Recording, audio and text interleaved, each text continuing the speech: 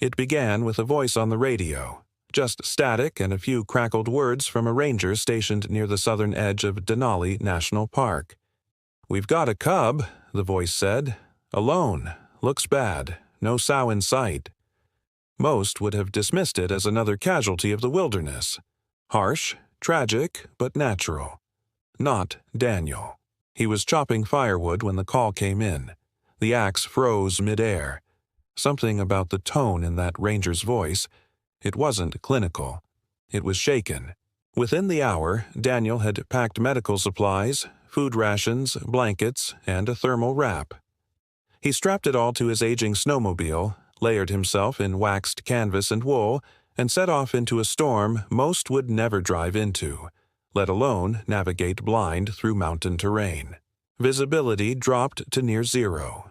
The wind shrieked like a living thing, but Daniel pressed forward, reading the trees like signposts, sensing the world through instinct honed by years of survival. 2 hours in, near a bend in the ice-thick river, he saw it. A lump of movement nestled in a snowdrift beneath a dying spruce. A bear cub. Tiny, shivering, its fur matted and frozen stiff in places. One paw was curled beneath its body, injured. The other flinched weakly as Daniel approached. He dismounted and crouched low, hands out, heart still. "I'm not your enemy," he murmured, kneeling slowly onto the ice. The cub snarled, a rasping, pitiful sound, but it didn't run. Couldn't. It barely had the strength to lift its head. Its eyes, glazed with pain and frostbite, locked onto Daniel's. And in that moment, something ancient passed between them. Fear, recognition, and something Daniel hadn't felt in years.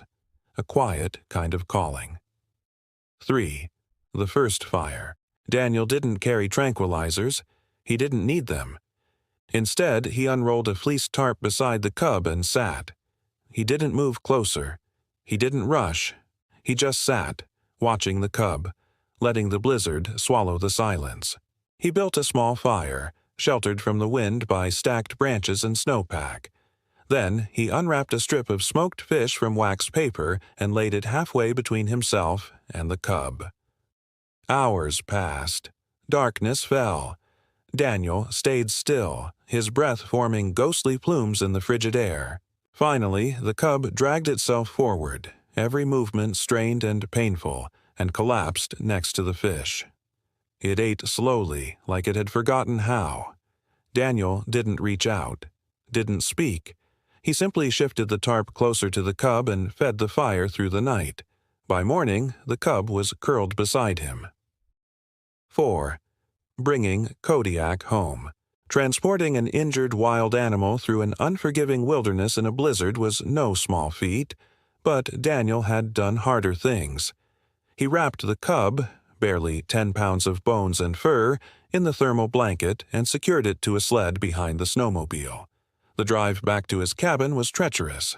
Snowbanks swallowing the trail, visibility at near zero, the machine stalling twice. But they made it. Daniel's cabin sat alone at the edge of a pine forest, miles from any main road. Remote, quiet, a perfect sanctuary. He carried the cub inside and placed him near the hearth. He fed him goat's milk with a syringe and cleaned the wound on his paw with warm water and honey salve. "I think I'll call you Kodiak," Daniel said as the cub blinked up at him. "Big name for a little bear, but I think you'll grow into it." For the first week, Kodiak growled any time Daniel got too close. He refused to eat unless Daniel left the room. But Daniel was patient. He slept on the floor beside him, read aloud in the evenings, and made no sudden movements. By the third week, the cub was following him from room to room. 5. From fear to trust. Months passed. Kodiak doubled in size, then tripled. His coat grew glossy and full, his muscles defined. He wrestled with tree trunks, tossed firewood like toys, and once even tried to chase a raven off the roof by leaping from a windowsill. Daniel documented everything. Feeding patterns, behavioral changes, moments of curiosity, but what mattered more than the data were the moments in between. Kodiak pawing at Daniel's boot and curling beside him during snowstorms. Kodiak clumsily playing fetch with a stick the size of a canoe paddle. Kodiak falling asleep to Daniel's voice, his great head resting on Daniel's thigh. Daniel never tried to domesticate him. He never taught him tricks, but Kodiak learned to understand gestures, voice tones, emotional shifts. He knew when Daniel was sad, knew when to give space, knew how to comfort, just by being close. They were never owner and pet. They were companions, tied together not by necessity, but by something deeper: survival, healing, and unspoken gratitude. 6. The world pushes back. Trouble came in spring. A state ranger, young by the book, arrived unannounced. He was polite, but uneasy. "You know this isn't legal," he said after seeing Kodiak lumbering across the yard, sniffing flowers and trailing Daniel like a shadow. Daniel didn't argue. "I know." Photos were taken. Reports filed. 2 weeks later, Daniel received a formal notice. Kodiak was to be relocated to a regulated facility or rewilded in the state reserve, immediately. "He's not ready," Daniel argued. "You dump him into a territory full of adult males, they'll kill him." But protocol didn't care about emotional bonds. It didn't care about healing. It saw a risk, a 200-pound bear who trusted humans too much to fear them. He was labeled a danger. Daniel pleaded for time. "Let me train him. Let me teach him how to live out there." They gave him 30 days. 7. The last lessons. In those final weeks, Daniel changed everything. He stopped sleeping indoors. He ate raw greens and fish to show Kodiak how to forage. He built scent trails and led him to caches buried beneath bark and snow. He pushed Kodiak to explore beyond the property line, let him disappear into the trees for hours. When he returned, Daniel didn't greet him with joy. He remained still, teaching Kodiak to be alone. But at night, Kodiak still came back, still curled up on the porch pressed against the wood where Daniel sat. The hardest part wasn't letting go. It was pretending he already had. The first winter without Daniel nearly kills Kodiak. His thick coat is still developing, and starvation claws at his ribs as the frozen landscape offers little to eat. He scavenges through abandoned dens, fights off scavengers, and learns to break through ice for fish.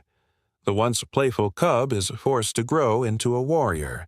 He encounters rival bears, some territorial, others just as desperate to survive. One nearly takes his life, slashing across his shoulder, leaving a scar that never fully fades. But Kodiak adapts, learning to read the signs of conflict before it escalates. He avoids fights unless necessary, a trait not common among his kind. His instincts sharpen, but in the darkest nights, he still curls up and remembers warmth. Daniel's voice, his touch, the sound of his laughter. One night, he finds a long branch on the ground. Without thinking, he picks it up, swinging it around just as he had when Daniel would play with him.